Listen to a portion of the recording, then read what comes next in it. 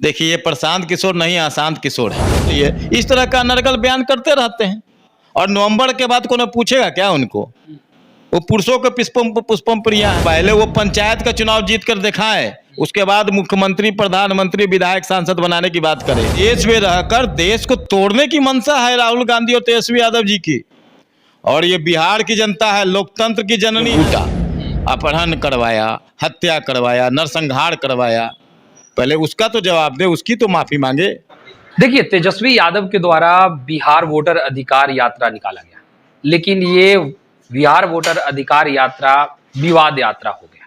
उसके पीछे का वजह यह है कि रोहिणी आचार्य, जो कि तेजस्वी यादव की बहन है, उन्होंने संजय यादव पर निशाना साधा है और कहा है कि फ्रंट सीट पर, जिस पर तेजस्वी यादव या कभी लालू प्रसाद यादव बैठा करते थे, उनके अनुपस्थिति में वो सीट खाली छोड़ा जाता था।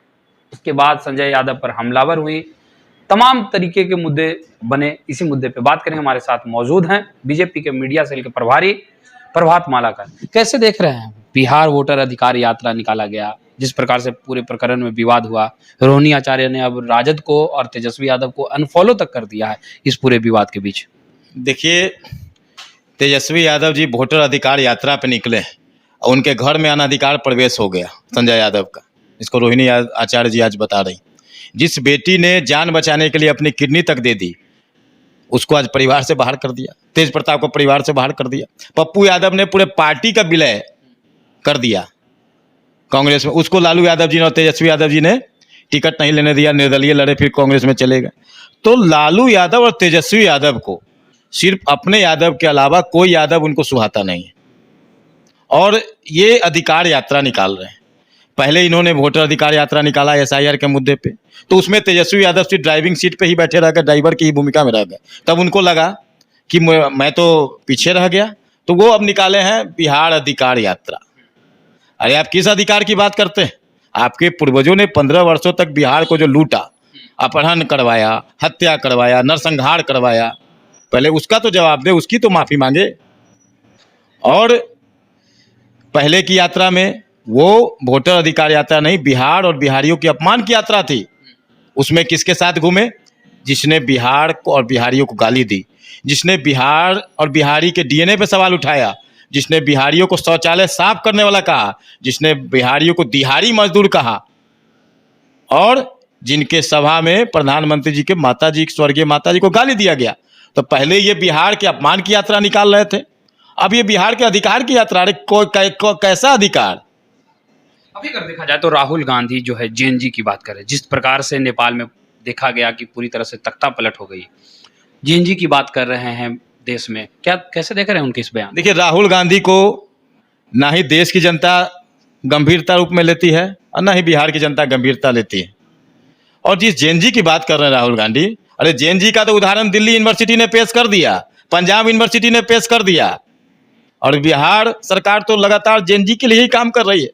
चाहे जो छात्र छात्राएं ग्रेजुएट हो जाते हैं उनको 1000 रुपया देने का काम हो, चाहे युवा आयोग बनाने का काम हो, चाहे युवाओं को जो लोन दिया जाता था उस लोन में पूरी तरह से ब्याज को माफ कर दिया गया और वो 5 साल की अवधि को 7 साल कर दिया गया।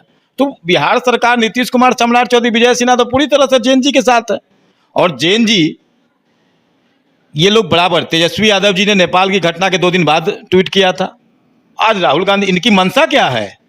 ये देश में रहकर देश को तोड़ने की मंशा है राहुल गांधी और तेजस्वी यादव जी की। और ये बिहार की जनता है, लोकतंत्र की जननी है। यहाँ इस प्रकार का ये सोचे भी नहीं कि बिहार में इस प्रकार का कुछ होगा। और बिहार का जेएनजी हो, चाहे वाई हो, चाहे 100, पूरी तरह से हर वर्ग, महिला हो, युवा हो, बुजुर्ग हो, दिव्यांग हो, पूरी तरह से एनडीए के साथ है। देखिए, प्रशांत किशोर इन दिनों भाजपा पे जबरदस्त हमलावर है। संजय जायसवाल को लेकर के कहते हैं कि वो पेट्रोल चोर हैं। आपके जो प्रदेश अध्यक्ष हैं उनके लेकर के कहते हैं कि ये तो कॉलेजे के चोर हैं।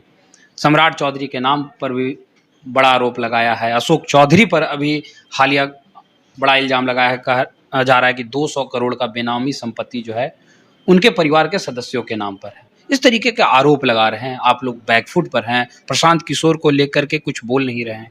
देखिए, ये प्रशांत किशोर नहीं अशांत किशोर है।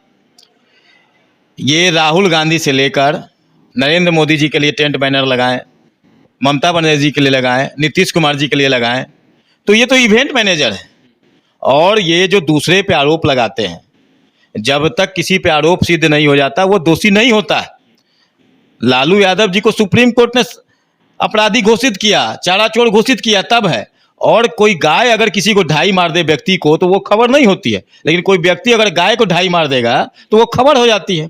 तो वो सुर्खियों में बने रहने के लिए, वो स्क्रॉल में चलने के लिए, वो अखबारों के पेज पे छपने के लिए इस तरह का अनर्गल बयान करते रहते हैं। और नवंबर के बाद कोई पूछेगा क्या उनको? वो पुरुषों के पुष्पम प्रिया है, एक सीट भी वो 5,000 नहीं पार कर पाएंगे। इसको आप नोट कर लीजिए। पुरुषों के पुष्पम प्रिया निश्चित तौर पर पहले के जमाने में होता था 90 से 2000 के दशक में कि जो चुनाव लड़वाता था ठेकेदार, वो आगे जाके चुनाव लड़ता था, चुनाव जीतता था। तो वही उनके दिमाग में ये सोच घुस गया है। 90 के दशक में कौन ऐसे थे? कोई बहुत सारे ऐसे लोग थे जो चुनाव जितवाने का काम करते थे, वो बाद में विधानसभा लोकसभा लड़ते थे, जीत जाते थे। तो उन्हीं को वही पर अशांत किशोर को लग गया है कि हम भी चुनाव जीत सकते हैं। तो पहले वो पंचायत का चुनाव जीत कर दिखाए, उसके बाद मुख्यमंत्री, प्रधानमंत्री, विधायक, सांसद बनाने की बात करे। और नवंबर के बाद कोई पूछने वाला भी नहीं है इनको। नवंबर के बाद कोई पूछने वाला नहीं है। कहाँ चले जाएंगे पता नहीं चलेगा, फिर वही जहाँ विदेश से आए थे ना वही विदेश चले जाएंगे। तो ये थे हमारे साथ मीडिया सेल के प्रभारी प्रभात मालाकार, जिनसे आपने सुना बेबाकी से अपनी बातों को रखा है। प्रशांत किशोर को यहां तक अशांत किशोर कह दिया और उन्होंने कहा कि नवंबर बाद इन्हें कोई पूछने वाला भी नहीं है। फिलहाल इस खबर में इतना ही। धन्यवाद।